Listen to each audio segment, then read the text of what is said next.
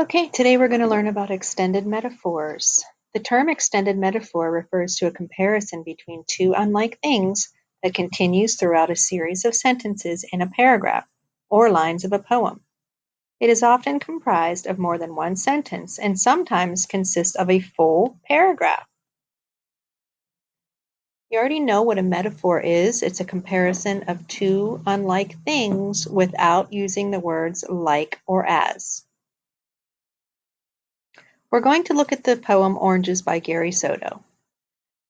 It's full of great imagery, so try to imagine it, and I even have some pictures here for you. The first time I walked with a girl, I was 12, cold and weighted down with 2 oranges in my jacket. December, frost cracking beneath my steps, my breath before me, then gone. Use this imagery to imagine a very cold day in December. How is the image of oranges different than the image of a cold December day? As I walked toward her house, the one whose porch light burned yellow night and day in any weather, a dog barked at me until she came out pulling at her gloves, face bright with rouge. I smiled. You already know from a previous video that rouge is simply blush that a girl wears on her cheeks. Think about how the poet uses the warm colors in contrast to the cold December day. This just adds to the fact that this is an extended metaphor. The whole poem, there's a lot of comparison going on without using the words like or as. I touched her shoulder and led her down the street, across a used car lot and a line of newly planted trees, until we were breathing before a drugstore. We entered, the tiny bell bringing a saleslady down a narrow aisle of goods. This is an enrichment question just to get you to think a little bit more.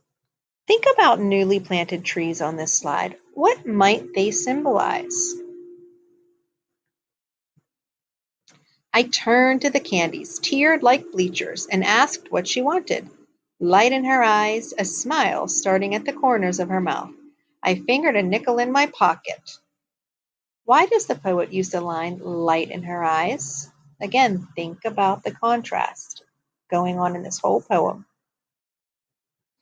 And when she lifted a chocolate that cost a dime, I didn't say anything. I took the nickel from my pocket, then an orange, and set them quietly on the counter. When I looked up, the lady's eyes met mine and held them, knowing very well what it was all about. Here's an extension. Think about the contrast of candy, which could be considered as immature and innocent, and this new relationship, which could be considered mature and possibly more complicated. Outside, a few cars hissing past, fog hanging like old coats between the trees. I took my girl's hand in mine for 2 blocks, then released it to let her unwrap the chocolate. Can you picture the fog? Can you see the contrasting colors in your mind?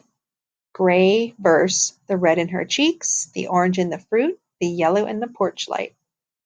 And don't forget about the light in her eyes. I peeled my orange that was so bright against the gray of December that, from some distance, someone might have thought I was making fire in my hands. Picture the bright orange against a gray, cold, foggy December day.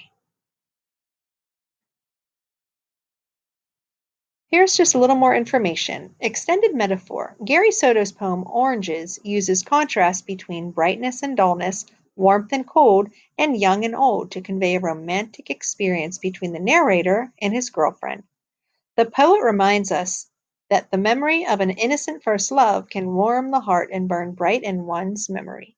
The poem Oranges is an extended metaphor because it continuously contrasts the dull cold of winter with the warmth of the girl's cheeks, the light in her eyes, her yellow glowing porch light, and the excitement of a first love.